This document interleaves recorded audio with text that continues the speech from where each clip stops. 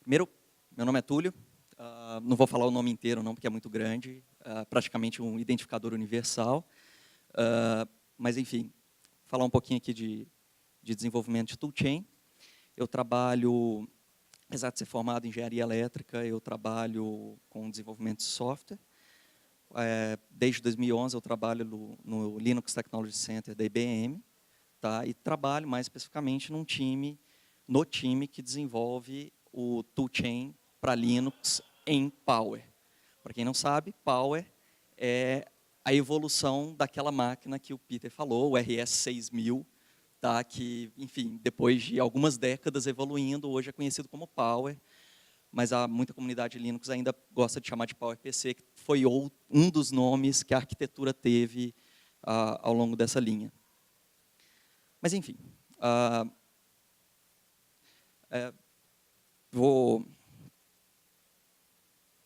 Funcionou. Primeiramente, fiquem à vontade para me interromper a qualquer momento. Eu não tenho problema assim, de parar e responder pergunta. Na verdade, eu até prefiro que a gente faz um bate-papo aqui e fica mais fluido, na minha opinião. Tá?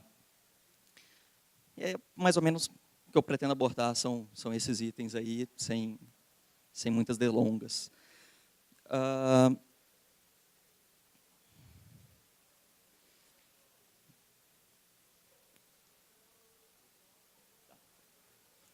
Bom, primeiro passo, definição, né? O que é um toolchain? Muita gente, às vezes, não conhece o termo, mas é um conjunto de programas. Tá? O mais conhecido de todos é um compilador. Compilador pode ser de qualquer linguagem. Tá? Mas também tem vários outros programas muito importantes. Utilitários de binários, utilitários no plural, são vários aplicativos que são muito úteis, principalmente para análise, né, de binário e para complementar o processo de compilação. A gente considera também biblioteca C, muito importante nisso. Debugger também faz parte de um toolchain. E, além de utilitários de performance, muitos outros pacotes, principalmente bibliotecas. Para dar um pouquinho de exemplo, compilador mais famoso Linux, a gente fala do GNU Compiler Collection, né? Compilador para várias linguagens diferentes, a principal é C e C++, mas, enfim, compila hoje muita coisa. Utilitários de binários é o GNU BinUtils, que vocês vão ver, os mais famosos ali são o assembler dele, o gas e o linker, o LD, mas tem muitas outras ferramentas ali muito úteis, especialmente para você analisar o que tem no cabeçalho, o que tem numa determinada seção de um binário, e, enfim, tudo isso. Coisa que, para quem quer fazer desenvolvimento e precisa analisar mais a fundo o que um determinado programa está fazendo, isso ajuda muito o BinUtils. Tá? Além disso, ele exporta também uma biblioteca que é usada pelo debugger para ferramentas de performance, que ela exporta o formato de um binário. Tá? E não é à toa, e é exatamente por conta dessa biblioteca, que hoje o BinUtils e o GDB ficam no mesmo repositório, compartilham o repositório. Tá? Biblioteca C, que muita gente esquece que ela existe, mas implementa diversas funções que as pessoas simplesmente acreditam que existe por si só, como memcopy, malloc, todas as funções que estão definidas em nos padrões C, tá? Normalmente estão definidas aqui. Quanto muito são redirecionadas para chamadas do sistema. Inclusive, chamadas do sistema estão definidas aqui, e ele só redireciona para o kernel. Tá? Em muitos casos, ele chega a fazer otimizações nisso também. Debugger, enfim, ferramenta para encontrar bugs. Né? O principal caso é o GDB, eu esqueci de comentar, no caso da biblioteca C, a mais usada é a glibc, GNU, a biblioteca C GNU, mas ultimamente tem se comentado muito outras bibliotecas, especialmente por conta do Android, que migrou para outra né, resolveu seguir uma outra linha de biblioteca, fugir um pouco do GPL. E existem outras bibliotecas também que estão começando a aparecer, começando a ter um pouco, ser mais compatíveis com os padrões C atuais. Tá? É importante citar, muita gente conhece a eGlibC por conta do Debian, mas a eGlibC, na verdade, é um fork da glibc que, de tempos em tempos, faz um merge, pega tudo que a glibc fez, aplica mais alguns patches, tá, que, por diversos motivos, não conseguiram aplicar no projeto principal, e já existem conversas de fazer o merge e continuar tudo, acabar com a eGlibc e colocar tudo, ou quase tudo que ela tem, na glibc. Tá? E utilitários de performance, tem vários, mas eu considero os principais, o WoProfile e o Valgrind, são muito úteis. E de biblioteca, aqui, desses muitos outros, eu vou citar algumas bibliotecas pouco conhecidas, como GMP, MPFR, MPC. São todas bibliotecas usadas principalmente pelo GCC e que ajudam no processo de otimização. Tem uma outra muito conhecida também, que é Graphite, que ajuda para fazer tratamento de loops. E, enfim, é disso que a gente vai conversar. Obrigado. Bom, vamos falar mais um pouquinho de definição também de Bootstrap, para quem nunca ouviu falar. A gente tem um problema aí do ovo e da galinha. Como que eu faço para compilar um compilador C que é escrito em C? Então, não tem muito o que fazer, você precisa de um outro compilador C. Não tem segredo nisso. E você tem um problema. Muitas vezes, esse compilador C que você já tem não é completo. Ele não tem tudo que você precisa para gerar o seu compilador. Tá? E aí você entra no que é chamado do processo de Bootstrap. Você compila um projeto usando outro pacote, e depois você usa o compilador que você gerou básico ali, com poucas funcionalidades, você gera um outro compilador que é mais completo. Tá? No caso de compiladores em específico, Bootstrap para compiladores, você ainda tem um terceiro passo que é, eu compilei a primeira vez, gerei um compilador muito básico, compilei a segunda vez, pronto, agora eu tenho um compilador completo. Mas esse compilador funciona? Não sei. Então, ele faz normalmente um terceiro nível, pelo menos mais um terceiro nível, que é, eu gero um outro compilador idêntico a esse segundo passo que eu fiz, mas usando ele. E a ideia é ver se o que ele vai gerar é idêntico ao que foi gerado aqui. Porque se algo falhou, se existe alguma diferença, a chance de que alguma coisa ali está quebrada é grande. Então, Bootstrapping em compilador é isso. Mas a gente tem um outro caso, que é muito importante também, que é, eu tenho um projeto A, que depende do projeto B, que depende do projeto A. Então, falando de compiladores, especialmente compilador C, para um compilador C funcionar, ele precisa de uma biblioteca C que implemente os padrões. Só que a biblioteca C é escrita em C.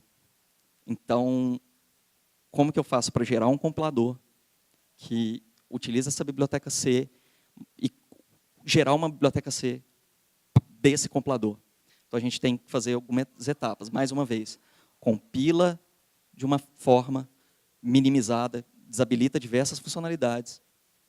Depois, compila o outro projeto, no caso, a glibc.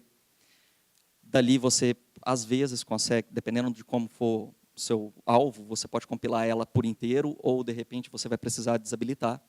Se você quiser todas as funcionalidades da glibc, por exemplo, é preciso desabilitar algumas coisas primeiro. Depois, você gera um GCC.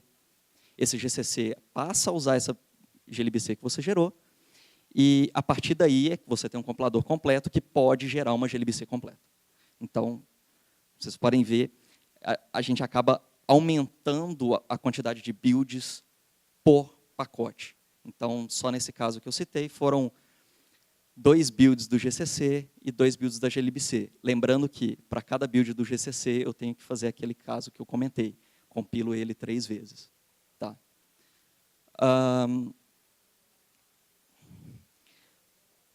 E você tem um outro problema nisso daí, que aumenta a quantidade de builds.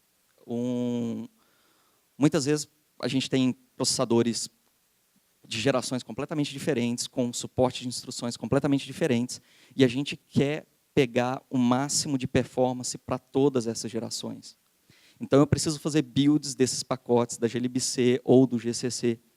Pode acontecer de precisar fazer para cada um desses processadores. E isso aumenta ainda mais. Então, se a gente está falando no caso do mundo x86, a gente pode querer falar do núcleo Barcelona, da AMD, do Core, da Intel, ou do Pentium. Então, eu citei aqui 3 exemplos. Na verdade, a cada 2 anos, a Intel, por exemplo, lança uma microarquitetura nova com suporte a instruções diferenciados, com escalonamento de instruções diferentes. Isso tudo afeta pode afetar a performance.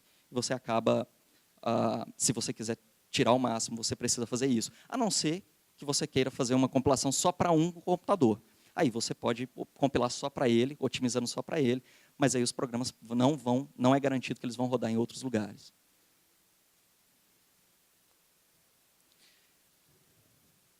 Bom, falando um pouquinho então de desenvolvimento ágil, metodologia de desenvolvimento, na verdade, muita gente tenta fazer isso hoje, especialmente comunidades open source, tenta aplicar, puxar um pouco de metodologias ágeis, né?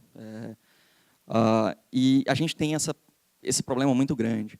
Então, imagina, por exemplo, fazer... Exato, exato. Quantos builds a gente conseguiria fazer por dia, por exemplo? Imagina que eu quero receber um patch e testá-lo automaticamente. Quantos builds eu conseguiria fazer? Olha, lembra daquilo que eu falei do Bootstrap completo. Tá? E questão de suporte a arquiteturas diferentes. Só para vocês terem uma ideia, só o GCC, eu não vou contar os outros projetos, tá? Só o GCC, ele suporta oficialmente 21 arquiteturas diferentes, oficialmente, e tem ainda 24 que são menos conhecidas e que têm suporte oficial. É um número muito grande. Você precisaria de pelo menos 45 máquinas só para fazer isso. A não ser que você tente fazer o que o pessoal comentou quando eu entrei na sala numa apresentação anterior, que é usar cross-compilação, e, enfim, é um inferno. Bom, é uma opção. E com esse tanto de arquitetura, teria que fazer muito build por dia. Além disso, não é fazer só o build. Você precisa fazer, no caso, teste de funcionalidade, teste de conformidade, teste de performance. Tá? Fica realmente inviável. Na verdade, é um desafio muito grande, não vamos dizer que é inviável. É possível, pessoal, tem muita gente trabalhando nisso, mas é muito difícil de fazer algo realmente ágil. Só a título de comparação, eu trabalho com processadores Power, e a gente trabalha desenvolvendo um produto que suportava, até um determinado momento, suportava, estou tentando contar aqui quantos processadores, mas eram 4, 5, 6, 7, 8... Eram 7 gerações de processadores diferentes. Tá? Desde PPC 970 até Power 8. Para fazer um build completo, com todas as bibliotecas otimizadas que a gente queria, chegou a gastar 16 horas. Um único build com Bootstrap completo. Lógico, isso varia de máquina para máquina, mas eram os números que a gente conseguia.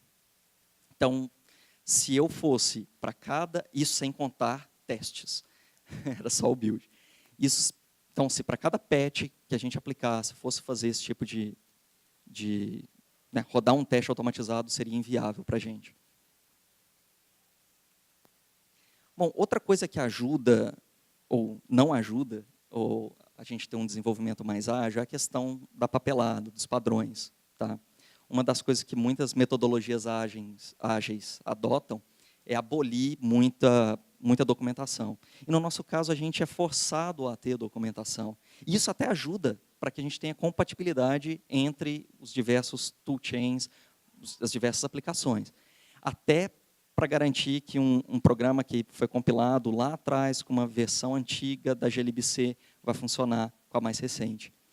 Então, citando alguns padrões aqui, POSIX, que define algumas das funções que a gente precisa usar, mas também padrões de linguagem, ISO-C, ISO-C++, que possuem diversas definições. Atualmente, o GCC acrescentou suporte à linguagem Go, que, enfim, é outro padrão. E para cada arquitetura, a gente tem uma ISA, né, o conjunto de instruções da máquina, que a gente precisa aderir também. E a ABI também, que varia de arquitetura para arquitetura. Enfim, muitos documentos, mas apesar disso tudo, o que a gente tem visto é que, dependendo do projeto, a gente consegue iterações de 6 meses a 1 ano, o que eu considero até bastante razoável.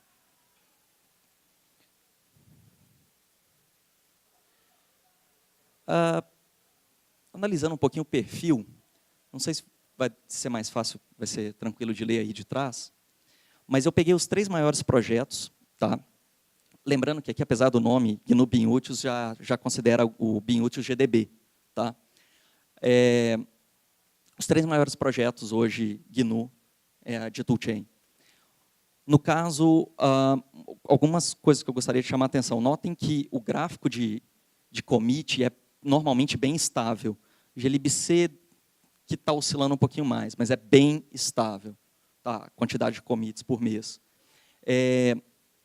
Um outro ponto que eu queria chamar a atenção é o tamanho desses projetos. Somando todos eles, dão cerca de 12 milhões de linhas de código. Isso é muito grande, na minha opinião. E, apesar disso tudo, são, no máximo, 374 contribuidores ativos. Na verdade, esse número deve ser bem menor, porque várias pessoas são contribuidores ativos dos 3 projetos. Tá? E, enfim, eu usei o OpenHub, antigo OLO, para fazer essa análise. E ali eu não conseguia separar, né, tirar contribuidores totais dos projetos. O que dá, se a gente fizer a divisão, vai ser cerca de 21 mil linhas de código por contribuidor ativo, o que dificulta bastante a revisão. Acontece muitas vezes de um patch novo chegar e não ter uma pessoa para revisar, até pela falta de conhecimento daquela parte do código. Então, é um desafio muito grande que a gente tem, especialmente para revisão de patches.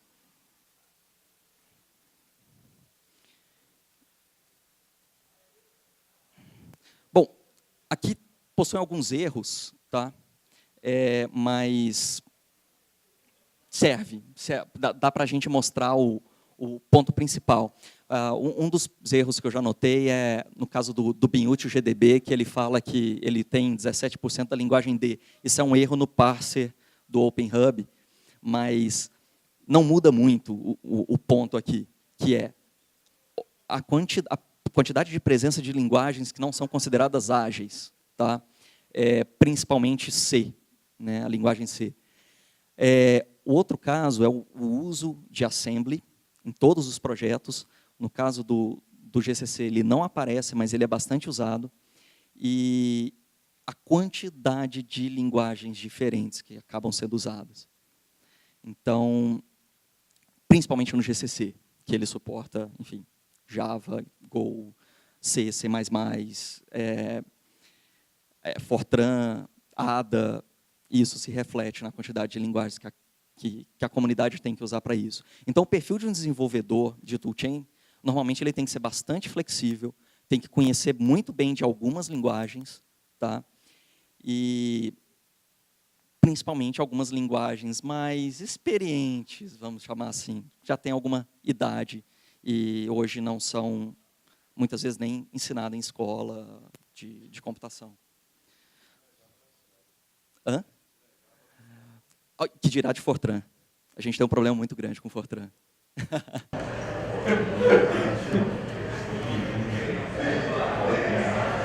Pois é, pois é. Importante lembrar, a gente está falando aqui Fortran e Ada, mas parte do GCC, a parte que faz o tratamento das instruções que ele recebe é escrito em Lisp. Pois é. Então, assim, quem gosta de Emacs aqui está uhul! Mas, enfim, a gente tem essa dificuldade também. Não é estranho você? Não, do estranho. Do estranho, eu escreveu pra gente o Slackbook do Emacs e toda a parte aqui de conexão fala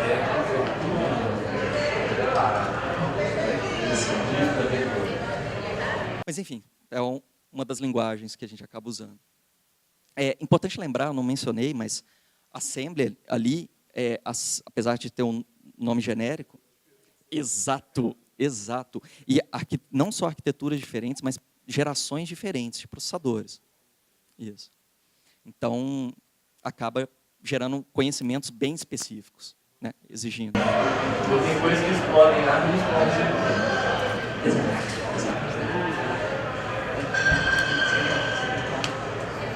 E por falar em bug, vamos falar um pouquinho de qualidade, né? Coisas interessantes. O que acontece se um toolchain falhar, né? Durante o processo de compilação, vamos analisar assim. Eu costumo dizer que, na melhor das hipóteses, vai ter uma falha de segmentação. Tá? Mas existem vários outros casos. Por exemplo, e se o GDB que tiver um bug? O seu debug, na hora de tentar encontrar onde que o erro está, vai ser pode ser problemático. Na verdade, depende do bug, né?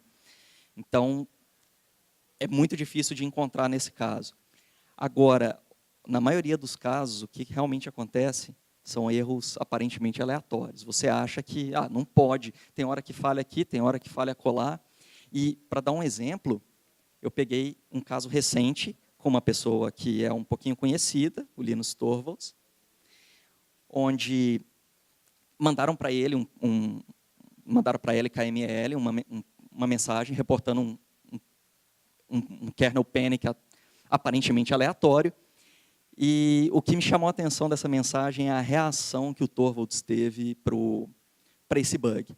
E apesar de, enfim, o Torvalds tem um histórico de reações inesperadas, esse é o típico na minha opinião, a típica reação de quem está usando o toolchain e vê um erro.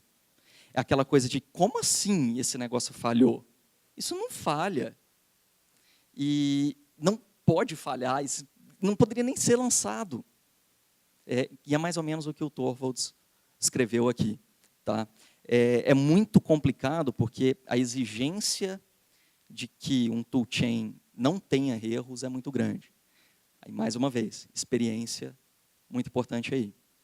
Coisa que eu particularmente ainda não tenho. Espero ter um dia.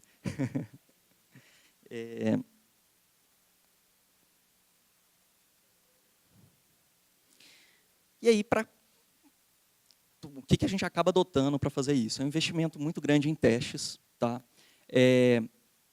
E testes com diferentes tipos de programas. E, nesse caso, eu até acho muito interessante, porque isso é muito parecido com os problemas de performance. Problemas de performance, eles têm que analisar casos mais genéricos possíveis. Então, muitas vezes existem pacotes que, enfim, englobam os vários tipos de algoritmo possíveis. E é exatamente a mesma coisa que a gente precisa fazer. A gente precisa testar com o máximo de tipos de programas, de tipo de codificação possível, para ter certeza que não vai ter nenhum bug. Então, diferentes tipos de programas e também os mesmos programas, mas compilando de forma diferente, porque isso pode afetar, pode ter um bug que é ativado somente com um determinado parâmetro. Exatamente. Isso para não mencionar um caso onde você usa o "-O3 e ele é mais lento do que o "-O2. Isso pode acontecer. Tá? Isso, de certa forma, é considerado um bug que precisa de resolução. É o GCC, muitas vezes o GCC, que não consegue, não está bem configurado para analisar que, em determinada situação, um processador ficaria mais lento do que em outra. Bom, e aí vamos um pouco para tarefas típicas que a gente tem em desenvolvimento. Primeiro passo, vocês viram quando eu falei do Bootstrap, o sistema de build é complexo, naturalmente complexo, é intrínseco, né, de toolchain, e boa parte dos desenvolvedores tem um trabalho, tem a intenção, pelo menos, de melhorar, simplificar esse processo, até porque isso ajuda no nosso trabalho depois, é menos tempo para executar um build ou para, enfim, simplificar um script que executa build, de teste, etc. Muitas vezes, conformidade a padrões novos, seja uma ISA nova, um suporte a um processador, uma geração nova de processador, ou padrões que regularmente são atualizados, como de C, C++. Suporte a novas chamadas de sistema, se o kernel coloca uma chamada nova, a glibc principalmente precisa suportar isso. E também casos específicos de processadores novos, uma instrução nova que precisa ser suportada no binutils, que precisa ser utilizada pelo GCC ou pela glibc, e, em alguns casos, até pelo GDB também, que precisa tratar isso. Citando algum exemplo, recentemente, tanto na família Power quanto na família Intel, eles acrescentaram suporte à transação de memória em hardware. E ambos os casos precisaram tratar isso. Até tem problemas para o GDB ainda, existe um trabalho em execução, mas foi algo que afetou todo mundo, todos aqueles itens que eu mencionei, até porque é um paradigma completamente diferente de programação. E uma coisa que é interessante, no caso de suporte aos processadores novos, eu mencionei o caso da Intel, que lança um processador, uma geração nova de processadores a cada 2 anos. Exato. A janela de desenvolvimento é muito curta. Tá? E, com isso, o que você precisa fazer? Para qualquer outro programador trabalhar, o toolchain precisa estar pronto. Então, não dá para esperar o processador ficar pronto para você começar a desenvolver com o toolchain. Isso acrescenta um pouco mais de trabalho, porque muitas vezes é preciso trabalhar com emulador ou trabalhar com protótipos, que nem sempre são estáveis, para, enfim, acrescentar esse suporte, muitas vezes antes que o processador seja realmente lançado. Quer dizer, o ideal antes dele ser lançado.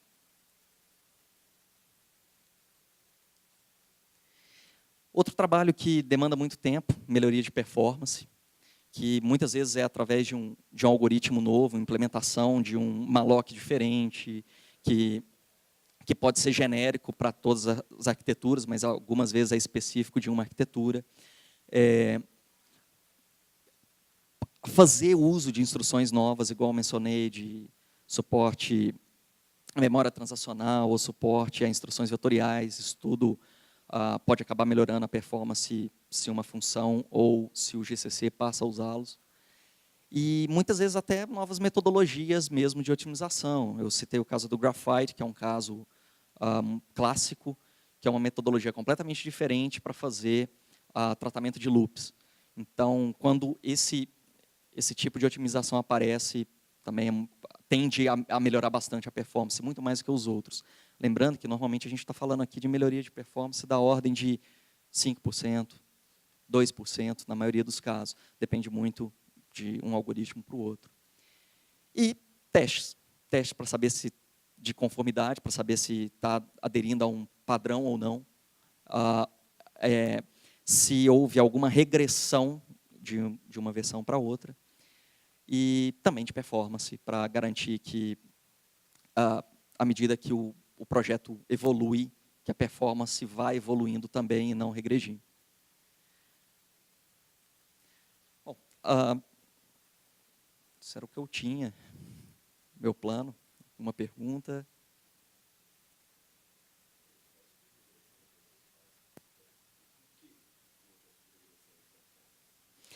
Depende do projeto. Depende muito do projeto. Mas o caso principal, assim, eu sou mais de glibc. Então, para mim é mais fácil dar exemplos da glibc. Malloc Arena?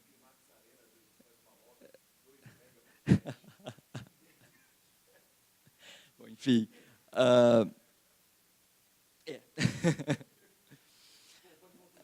Tá, joia.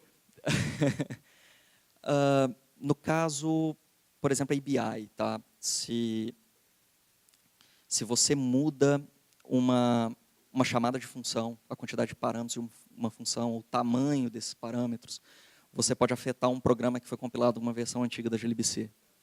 Então, existe um teste que a gente chama de ABI, ou ABI List, que lista todas as chamadas de função, não só chamadas de função, todos os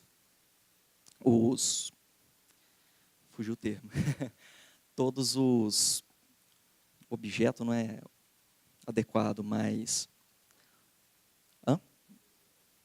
Não.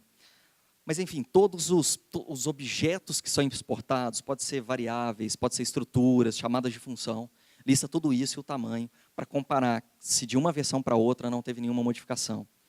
Citando um contra-exemplo do que igual você acabou de falar, teve o caso de S390, mainframe, recentemente, que teve exatamente esse tipo de regressão. Tá? Foi tomada uma decisão de que não tem problema modificar isso, e no final, depois que foi lançada, que eles viram que causava estrago. E foi preciso voltar atrás na decisão. Mas, no caso de conformidade, o GCC ele também faz testes para saber se ele está... Bom, isso é teste de ABI, desculpa. Mas o GCC também faz testes para saber se ele suporta alguma coisa. Ele tem testes automatizados testes unitários, desculpa, para saber se uma determinada função POSIX está funcionando, ou se uma função nova está funcionando de acordo com ISO C99 ou... Isso é uma taxa de funcionalidade. Não necessariamente. Aderência. Sim. Mas, enfim, é exatamente para saber se aquilo está executando, se você está implementando da forma que está especificado e se você suporta aquilo. Então, acaba que você usa o mesmo teste para duas coisas, muitas vezes. Mas não só isso. Porque, muitas vezes, a partir dali, você consegue saber se um determinado caso não está se comportando do jeito que deveria comportar segundo a especificação. Tá. Um outro negócio que eu lembrei também, que você falou da questão de teste do seu controle de qualidade. O projeto da Wikit é bem robusto na parte, só que é até mais demorado, porque ele faz o seguinte: todo bug que é reportado, ele entra para uma fila de desenvolvimento de plugin para análise daquele bug. Existe esse tipo de procedimento dentro do projeto de GNU para controle de qualidade. Eu já fiz projeto também de controle de qualidade numa empresa que eu trabalhei. O setor de qualidade de informação faz parte só, e é exatamente isso. Por exemplo, eu reportei um bug. Por exemplo, eu fui compilar uma expansão para a ARM, explodiu um call trace específico, o outro não deu nada. Então eu reporto esse bug. Eles identificam o bug lá no projeto GNU. Há algum controle do tipo, as próprias versões nunca mais podem ter esse bug, ou ele pode explodir em versões futuras? Depende do projeto. Depende do projeto. Muitas vezes, quando é possível, todos os projetos acabam exigindo um teste novo, para garantir que aquilo não vai acontecer de novo. Tá? Mas, enfim, pode acontecer de passar um patch que poderia ter um teste e não tem. Mas na parte de seleção de quem vai fiscalizar, isso depende também do projeto. No caso do GCC, você tem mantenedores de cada parte do código. Tá? Na verdade, existem algumas partes que não existem mantenedores. E, inclusive, eu tenho um patch que está 2 meses parado, porque eu não sei quem que pode revisar esse patch.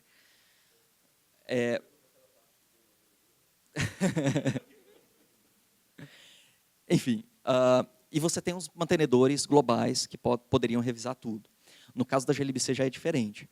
Você tem algumas pessoas que são interessadas em determinadas áreas e acabam revisando, mas o projeto é todo mais... Ele é baseado no acordo comum. Se houver todo mundo, por exemplo, aceitando um determinado patch, ele entra. Mas se ninguém se ele entrar, algumas pessoas concordarem, uma discordar, e aí você vai conversando, e, enfim, é aceito, pode ser que seja aceito, acaba sendo aceito também. Mas, hã? Pois é.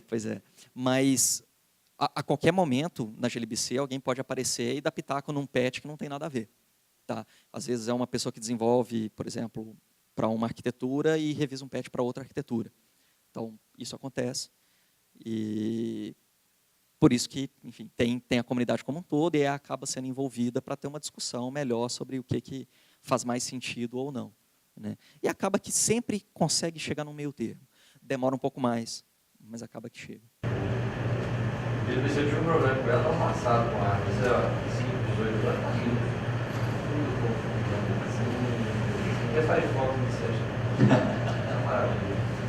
Pois é, a ARM, ultimamente eles têm feito muito trabalho no toolchain por conta de 64 bits. Né? RPC, RP7, tá vendo os A9 agora, né, desenhado deles, os A20, Sim. Então tá legal, tá popular.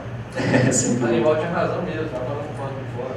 Quando ele falou que o risco é dominar o mundo, hoje já tá. Se você olhar dentro da sua casa, você tem um CISC, que é o seu computador desktop, provavelmente, e você tem no mínimo 3. Vamos supor que você tem um celular, um tablet e uma Apple TV. Você já tem 3 armas E vou te falar mais. Dentro desse cara, você tem vários RISC lá dentro. Não, tirando o principal. Eu falo de principal, você está no caso. E fazer ele traduz tudo para física. e manda junto. Você tem Animal de razão mesmo. Só demorou. É mais simples, né? Mais simples de desenvolver. Posso até mostrar aqui, eu tinha separado alguns casos, mas foi. Isso é um patch que entrou recentemente na GLBC, parte Power, tá? Você consegue ver nitidamente o quanto que é mais simples, normalmente, as instruções, né? o assembly comparado com instruções, com arquitetura CISC. Né? Teve um caso, eu vi uma apresentação aqui, e fizeram um disassembly de um código, e aí você via, aqui todas essas instruções têm 32 bits, todas. Lá não, você via uma pequenininha, uma grandona, e enfim, fica bem mais simples, especialmente para quem desenvolve toolchain, fica muito mais simples. Falando de testes, você usa uma forma de teste com carga, receptivo, Sim. Na verdade, a imensa maioria é unitário. Tá? Com raras exceções, como, igual eu comentei, de usar outros programas, compilar outros programas para saber como que vai executar. Né? Ele mencionou aqui do Firefox, imagino que seja um ótimo exemplo para testar. Com essas raras exceções, todo o restante é unitário. Tá? Recentemente, a GLBC começou a implementar a parte de performance também. Tem um micro benchmark, isso, para conseguir, de release e após release, saber se está melhorando a performance ou não. Isso daqui eu tinha separado alguns exemplos de atividade típica. Um outro caso que eu citei aqui, que eu acho que vale a pena chamar a atenção, esse aqui é uma parte da ABI, na verdade ambos são partes da ABI. O primeiro caso, ele mostra como que é um frame da stack, como que você tem que salvar cada um dos registradores ou das informações, chamada de qual que é o ponto que você estava antes de fazer uma determinada chamada de sistema. E, enfim, quando você vai debugar, se existe um bug na parte existe algum bug na stack, alguma coisa que ficou embaralhado, normalmente é isso daqui que a gente tem que analisar e sair comparando cada entrada para saber o que tem ali. Tá? E outra coisa que é muito útil para a gente é a lista dos registradores, as funções dos registradores na arquitetura. Mais uma vez, isso aqui que eu estou falando é para Power, tá? Que é o caso mais próximo meu. Então, você consegue ver o que cada registrador do processador faz, né, qual que é a responsabilidade dele, e, inclusive, quais que são de uso genérico, que, enfim, são voláteis, você não precisa armazenar de uma chamada para outra. E, enfim, mas para dar um exemplo aí do tipo de análise que a gente acaba tendo que fazer. Mais alguma pergunta?